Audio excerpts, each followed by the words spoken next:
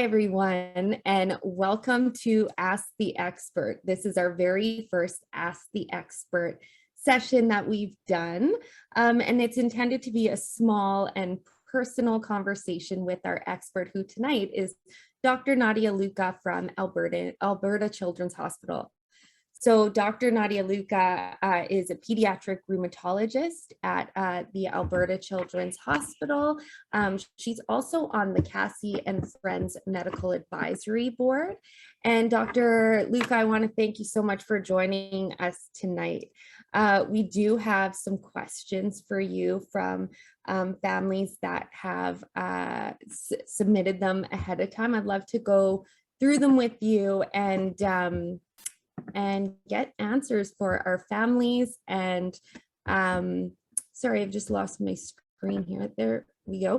Yeah, get answers for our families and just have a discussion around juvenile arthritis and other childhood rheumatic diseases.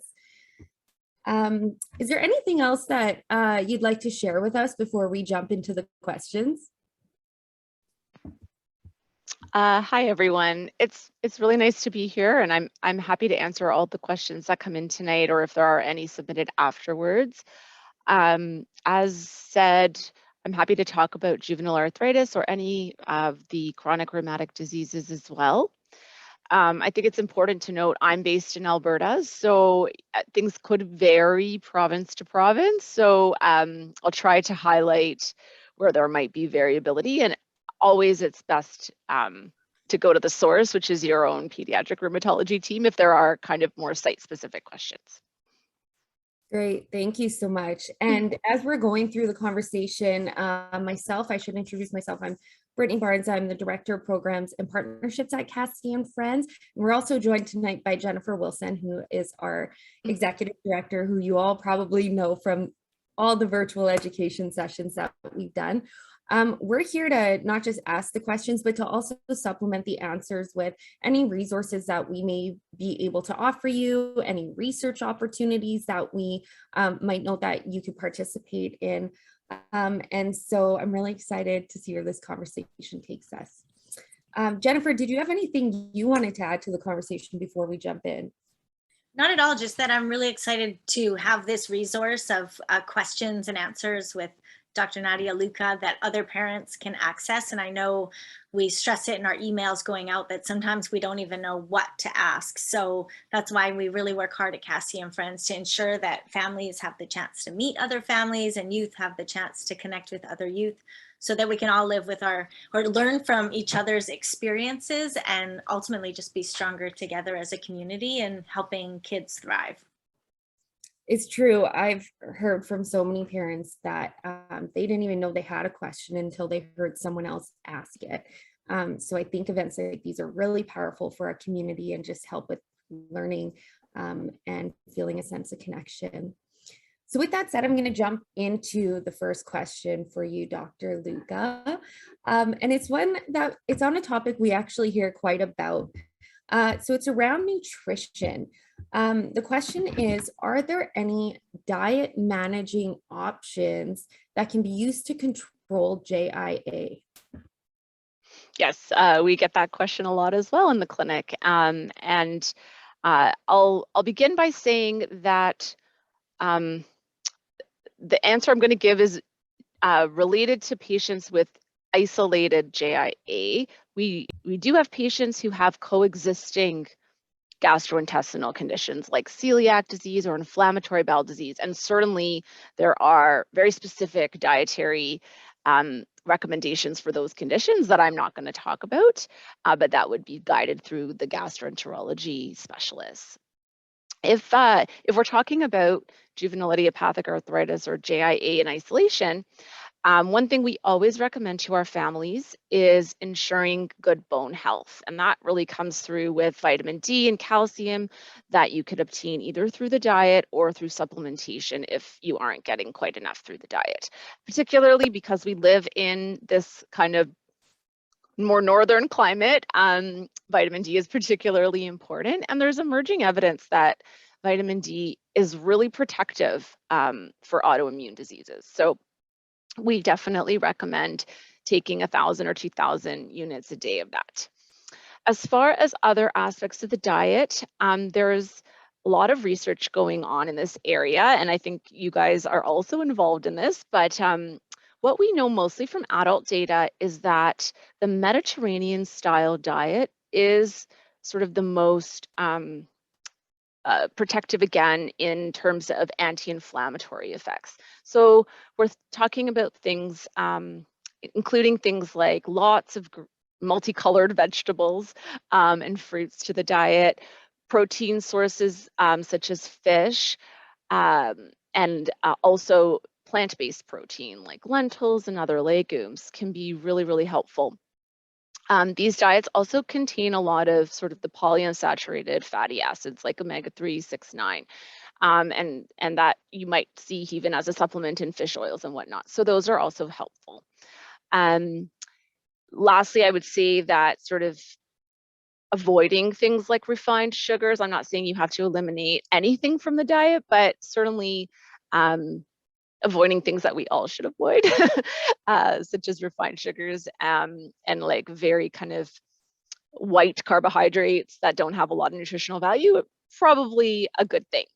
We always keep in mind that our children are growing. We never want to restrict or limit their ability to grow. Therefore, we don't advise any sort of elimination diets or avoiding like whole food groups or things like that, because we want to make sure that they get well-rounded nutrition.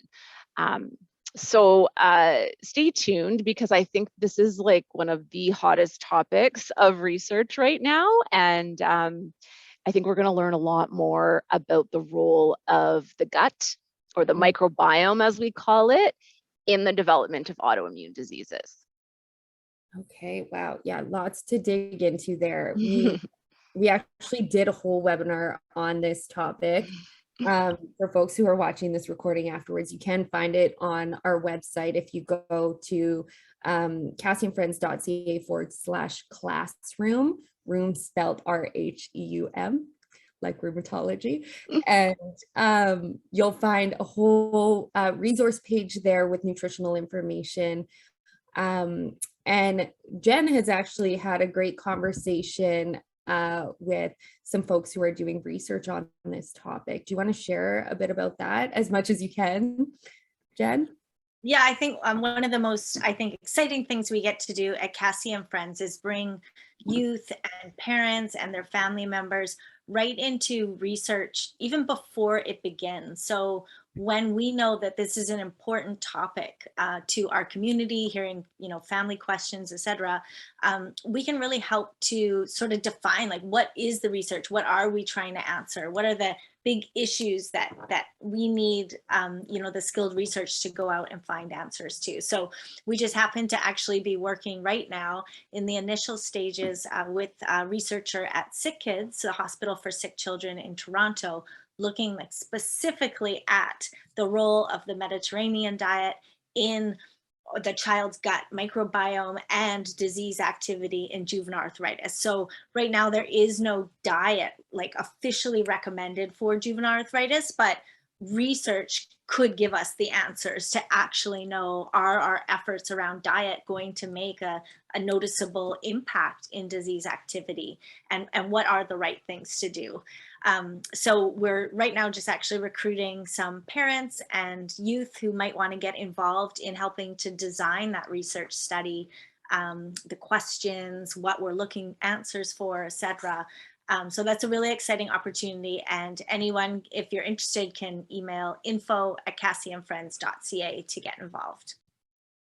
Oh, that's super exciting. I'm sure there's lots of families who will want to get involved in that research study.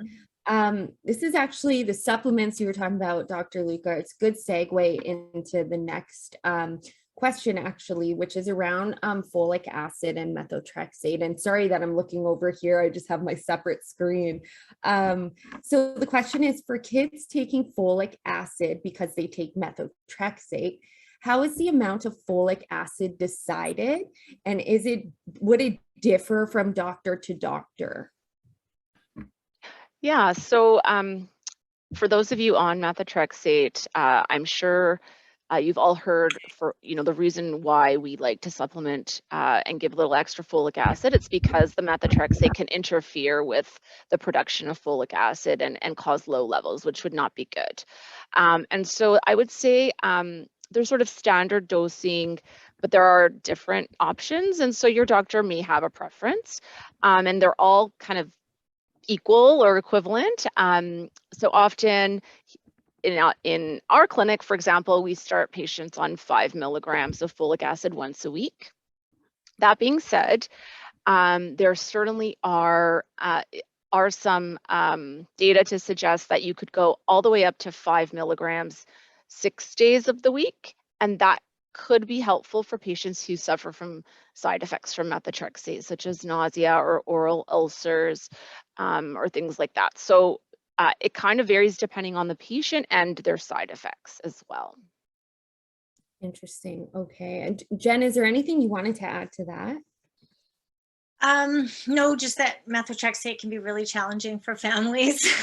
I actually was on a call the other day with a bunch of different families, and I think someone said nobody likes methotrexate, but we do know that it can be very, very effective in controlling juvenile arthritis, and really makes a huge difference in disease progression. So if you are struggling with nausea or injectables from methotrexate, or like needle refusal or avoidance, like please do get in touch. We have a ton of great resources in our virtual education library around injection support, but also specifically a webinar on methotrexate that goes into a lot more detail. So I know there's a lot that surrounds methotrexate use in kids, but we're here to support you. And, for those who are able to adhere to the methotrexate, there is like just pretty astounding like levels of kids who respond to it and don't have to progress to, more advanced therapies. Yeah. And I know there have been research studies recently that have looked for patient participants around the topic of methotrexate. Is there anything like that going on at the moment, or have those kind of concluded? Yeah, there is a big trial actually being funded by the Arthritis Society that is looking at pre-medication with a dansitron, which is an anti-nausea medication in children taking methotrexate. So right now, what usually happens is you're on methotrexate, and for those children who do develop severe nausea, they might have access to or prescribed ondansetron to help alleviate some of those symptoms. But in other disease areas that use methotrexate, they're actually given ondansetron before methotrexate, and usually at stronger levels. And so they're looking to see if ondansetron is prescribed at the time of methotrexate, will children never develop those severe side effects? So that's a research study being led by Dr. Jaime Guzman out of BC Children's Hospital. And if you're looking for more information, you can check out the Stop Childhood Arthritis Initiative on the Arthritis Society website. Wow, that sounds like it could be a really life-changing study for a lot of families. Jenna has just asked us a question relating to folic acid and methotrexate. She says her daughter has been on it for 6 months and is now on Hyrimoz. Does that sound familiar? Spelled Hyrimoz. Dr. Luca, am I pronouncing that incorrectly and butchering it? Okay. It's an adalimumab biosimilar. I wasn't sure what it was. Okay. Biosimilars are that new. Oh, they're so new. There's so many of them. It's like, this is a new one. So she's wondering if she should still be on the folic acid, and if there's any relation to her hair being very brittle and falling out. And then she has a follow-up question after that. Yeah, so it sounds like, if I'm hearing that correctly, her daughter has been off methotrexate for 6 months and wonders if she should still be taking folic acid, and wonders if the hair symptoms could be part of that. So what we know about methotrexate, it's a long-lasting medication. It stays in the system at least 3 months. after you stop it. So I usually recommend continuing your folic acid for that time period, even though you're off the methotrexate. We don't typically require people to stay on it much beyond 3 months.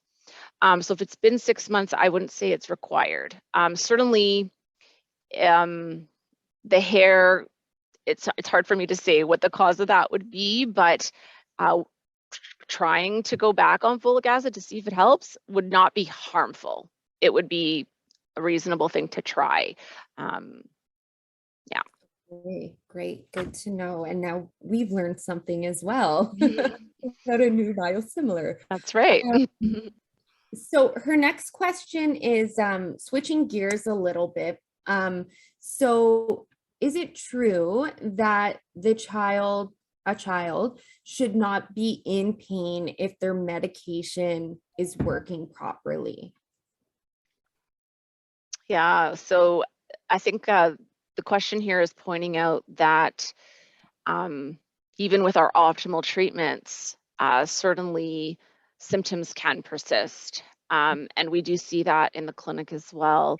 And what our job is to, as rheumatologists and the providers in the clinic, are to really try to tease out, is that pain that's being felt related to active arthritis or active, JIA, or could there be other reasons or other causes for the pain? If the medications are working well and there's no clear features of inflammation or arthritis in the joints on the examination, it is possible that there is pain related to other things. Common causes of pain would include hypermobility. So when people are very flexible, they tend to experience a bit more joint pain. Right. Other things could be simple things like what we call like mechanical knee pain or patellofemoral syndrome is really common, especially in young females. And that's just due to also the laxity of the, or like the mobility of that kneecap when you're running or doing squats or things like that. Having flat feet or very flexible ankles can also lead to mechanical joint pain. And, our kids with JIA are allowed to have all these things the same way healthy children are. So our job in the clinic is really to do a very careful assessment to see, is this arthritis or could this be something else? Yeah. And lastly, I will say there is a lot of research that shows that kids who've had arthritis, even if it's now well treated, they have this kind of higher sensitization to pain. And it's just from having had so much inflammation in the joints that they're very sensitive. And also there could be potentially some chronic changes that could kind of perpetuate the pain there. So there's not a clear answer, I know, but it can be multifactorial for sure. Last month we had Dr. Tara McGrath out of U of A join us for a session on managing chronic pain. And the one, there were many takeaways, but the one thing that stood out to me the most was she showed us all the different factors that contribute to chronic pain, and for all the different areas you need to take care of in order to manage chronic pain, from sleep to diet to exercise, you name it. And so I think trying to figure out, it sounds natural that trying to figure out where pain is coming from would be a difficult challenge, and you really have to take care of all of these areas to do it. There was a follow-up question to that question, which is, can you have pain without swelling? Oh yeah, absolutely you can. And so when we define the term arthritis, certainly if there is swelling or what we call an effusion in the joint, fluid in the joint, that's by definition arthritis. But you can have arthritis that doesn't present with clear swelling, but has other signs or clues that there is inflammation. So for example, if there's restricted movement of the joint or pain right at the end of the movement of the joint, warmth of the joint, or tenderness of the joint line. Any two of those features could also signify arthritis and therefore could result in joint pain. So, we always look for swelling, but we may not always find it. And if it is the hypermobility that's causing the pain, do you have a suggested course of action for managing or treating that pain? And would physio be one of those courses of action? Yeah, so that's a great question. We have a lot of kids who are hypermobile, and kids tend to be more hypermobile than adults just by virtue of them being so young. But what we think about when we think about hypermobility is we want to prevent those extreme ranges of motion of the joint. The best way to do that is to strengthen the muscles around those joints. So if we're targeting, say, the patella or the kneecap, then we're strengthening the muscles that kind of control that area to prevent things from sliding or slipping too much. And so, yes, physio can be extremely helpful, and we will often recommend that for hypermobile kids. And then just being aware of it as well, right? So maybe not doing all the party tricks that they can do, and trying to be aware of that. I remember when I was a kid, we used to try and see who could touch their elbows together behind. I think that maybe wasn't the best thing for some kids to be trying. Jen, I want to come back to you because I've skipped over you for a couple questions. But I know you've been talking to some folks about research around physio and maybe even chronic pain. Do you have anything that you wanted to add to the conversation around managing chronic pain or around physio? Any research studies happening? I think just that I'll never forget one of the youth in our community that said at one of our family day events, like, you can't see it, but I'm in pain. And that's something we've really centered Cassie and Friends support around, is just the importance of prioritizing kids' pain and believing them, because these are largely invisible diseases, and whatever the cause of their pain is, if they're saying I'm in pain, then we want to explore different strategies, whether that be, community connection and peer support, or mindfulness or diet or physical activity, and really just work through the options available and find what does work for that child. Because ultimately our vision at Cassie and Friends is a pain-free future for kids. And sometimes that's not inflammatory pain. That could be mental health. It could be the feeling of isolation. And so with whatever pain your child is experiencing, we are here to help. And there's also a huge community of kids and families who can help as well, just in forming that sense of feeling understood and believed in one's pain. And chronic pain is also receiving a ton of research funding right now. We're part of several different studies. So I think that's just also so promising as well, that pain is being recognized as an important determinant of quality of life for kids, and that we're gonna, really work together at both a systemic level in terms of our schools, healthcare, and our communities and families to see how we can support kids that are in pain. Yeah, I echo all of that. There was a question around weather, which is a question we've actually heard, or a concept that we've heard brought up several times. I'd love to hear your thoughts on it, Dr. Luca, and Jennifer, obviously, jump in if you have anything to share on this. Does weather play a role in flares? I would say not directly. Okay. Yeah, so a specific weather event or pattern doesn't directly lead to a flare or change in symptoms. What's possible is that it would lead to a change in activity or behavior, or that kind of thing that could potentially cause a change in symptoms. So if, for example, the child is not as moving as much or not as active because of the weather, then that might seem like it's causing or setting off a change in the joint symptoms. But directly, I don't think we have any sort of scientific evidence to prove that connection. I think we'd all love to move somewhere nice and hot and and sunny, though. Yeah, I grew up in Winnipeg, and we definitely weren't getting outside to do our stretches or anything like that in the middle of winter. Jen, how about you? Anything to add on that?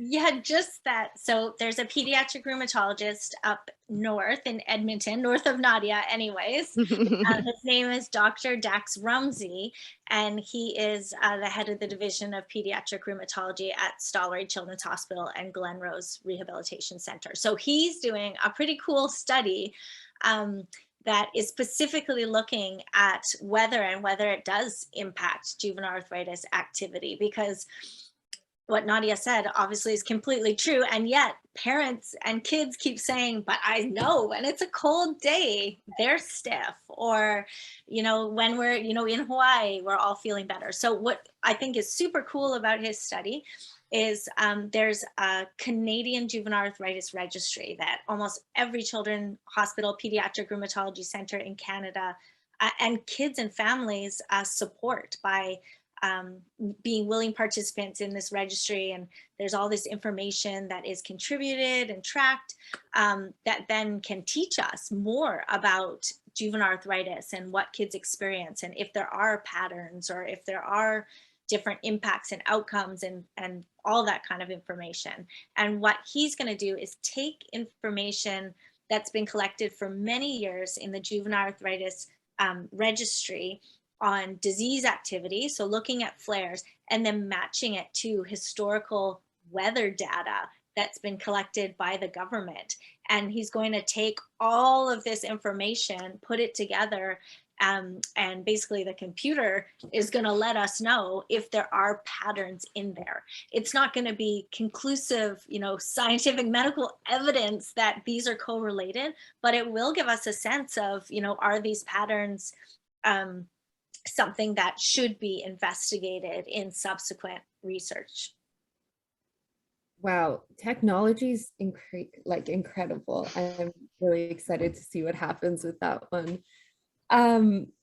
One more question on joints and limitations and that topic. So can a small limitation in a joint hurt that joint if it doesn't improve? Okay, so just to clarify the question, then it sounds like the question's referring to the range of movement in that joint, and if it's limited or decreased, could that cause damage or problems to the joint? Improve over time, if it just stays that way, can that cause damage long term? Yeah, I think the short answer to that is no. In and of itself, having a limited range of motion in the joint is not going to cause harm. It might be the other way around, in that sometimes when there's been chronic changes to the joint, that would result in kind of a permanent loss of motion that doesn't improve over time, right? So if I saw that, then I would think, oh, maybe there's been some chronic damage there that we're not able to fully reverse with our medical treatment. And so often we'll bring in physio and OT, but sometimes they also, hit a point where it doesn't improve further. And then that's just kind of what it is. Most of the time, I would say that it doesn't result in any significant functional limitations. If it's minor or mild, like the question is describing, and we just really, really, really want to make sure that the disease doesn't reactivate and that it wouldn't get any worse. So we focus our efforts on that. We did a webinar, oh wow, like at the beginning of our virtual education series on physical activity. But we've since then, I've heard from some families that they don't necessarily know the stretches to do with their child, or how to get their child to do their stretches, how to make it fun for them. Do you have any resources in addition to our webinar that we could offer to families to kind of get them on the right track with either which exercises to do or how to get their kids to do their exercises? You know, I think one of our physios here at the Children's has made some videos.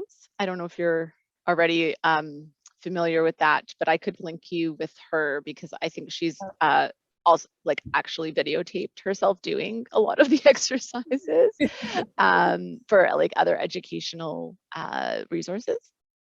So that might be a great thing to also link to Cassie and friends. Mm-hmm. So that's one thing. I think, you know, the second thing is it's hard. I find that it is a challenge for busy kids to stick to a physio routine or like really regimented exercises. I think they have to be worked in to their routine and what they enjoy doing. And a lot of kids, you know, are motivated by what activities they want to do, right? So if they can, if these exercises could somehow be linked to, say they want to play hockey or want to play soccer or whatever, like somehow link the physio to those activities to make it a bit more motivating as an end goal, not just oh, I have to do my exercises now. Yeah, that's a good tip. Kind of like trying to get your kid to brush their teeth. You have to make it part of the whole bedtime routine. You do, yeah. And you know what? Sometimes they'll just figure out other ways to stretch, and so be it. Yeah. My daughter does physio for hypermobility actually, and so we've started Chicago Fire, which I'm not recommending, but she loves it. And so we do the exercises together through the first part of the show. And I think like two of the things, linking it with what she wants is to watch this questionably appropriate show. Also doing it together makes a big difference. Like if I just tell her to do her exercises, not such a good success rate, but if I get down on the carpet and do them with her during the show, which we're just sitting there anyways, watching a show, she enjoys it far more and they get done. Great. Yeah, that's a good tip. Last question here is pretty topical considering we're in COVID and vaccinations are top of mind. This is around not specifically COVID vaccinations, but if there's any information around that to work in, I know that would be helpful to our community. But the question is, will our child ever be able to get her vaccines, including MMR and the other vaccines? So she wasn't super specific outside of the measles vaccination, but just generally speaking. Yeah, so I think what this question is speaking to is if children get started on immunosuppressive medications such as methotrexate or biologics, we will advise that they not be vaccinated with live vaccines. All of the inactivated or killed vaccines are absolutely safe and should be given according to the provincial schedule. And so this advice really only relates to the live ones. MMR is the most, the main live one, and it's also often combined with the varicella or the chickenpox vaccine, are the main live vaccines that we would give during childhood. And it is tough when you're diagnosed young. You may not have completed all of your vaccines before starting on treatment. So sometimes, I mean, I would sort of preface that by saying, if I have a young kiddo who hasn't completed their vaccines, I will try to find a way for them to maybe get it done and then start if we have the luxury of time. Sometimes you do not have that luxury. And so you're started because that was the important thing that needed to be done for the disease. And then in that case, I think you're basically waiting for a break. If there comes a time where it's felt to be reasonable and safe to stop the treatment, then you use that window to its full advantage and get it all done during that time. Right. Yeah. Yeah, that makes sense. Jen, I know obviously at Cassie and Friends, we've been working really hard to ensure that families have the most updated information when it comes to COVID and vaccine recommendations. And Dr. Luca's been a part of that through our medical advisory committee. Do you have anything that you'd like to share around the most recent updates, or any advice that was given to families? And Dr. Luca, obviously feel free to add to this question as well. I would just add that for families looking for information specific to COVID vaccination, the Canadian Rheumatology Association just updated their guidelines with several important specific callouts for pediatric patients. So you can access those on the Cassie and Friends website. And then whenever there is sort of a big change, which has been the story of COVID the last 2 years, is just trying to keep up. Dr. Luca, representing Alberta, as well as a pediatric rheumatology in BC and Ontario, have been consulting across Canada with their colleagues in order to provide guidance letters to families that they've been issuing through Cassie and Friends. So if you go to cassieandfriends.ca and look at our news section, that's our blog, and look at the COVID tag, you'll find all the most relevant information. But again, just following public health guidelines. I'm taking a look definitely at the Canadian Rheumatology Association guidelines for vaccination, and just speaking with your pediatric rheumatology team if you have any questions at all, and just, you know, ensuring that these are really open and ongoing conversations because they're so important. Absolutely. Dr. Luca, anything you wanted to add to that? Yeah, so we are following the Canadian Rheumatology Association recommendations. And just to highlight some of the more recent ones, for kiddos 5 and up who are on immunosuppressive therapies, we are recommending a booster dose, which would be the 3rd dose in the series. And I believe most provinces have that option available. So we are encouraging. And the reason behind that is we think by virtue of being on immunosuppressive medications, that the response to the COVID vaccine may not be as robust or as strong as it would be in someone who's not on those medications. So it would really act as that extra little boost to the immune response to the vaccine to add extra protection. Okay, I just yeah. have one more thing I might add, Brittany. So there was a really large study done in Canada in the both the rheumatology and the IBD community. It was done in adults, but looking at basically the COVID vaccine efficacy and also impacts on disease activity. There now has been 2 researchers in Canada who are leading a new study that were funded to do the same study, but in the pediatric population. So a pediatric rheumatologist at Alberta Children's Hospital and one at the Hospital for Sick Children. And this is gonna be a really family-driven study. And basically it will ask families to participate in this study to provide a blood prick sample, kind of like if anyone has ever seen anyone test their blood sugar, to provide a sample of blood.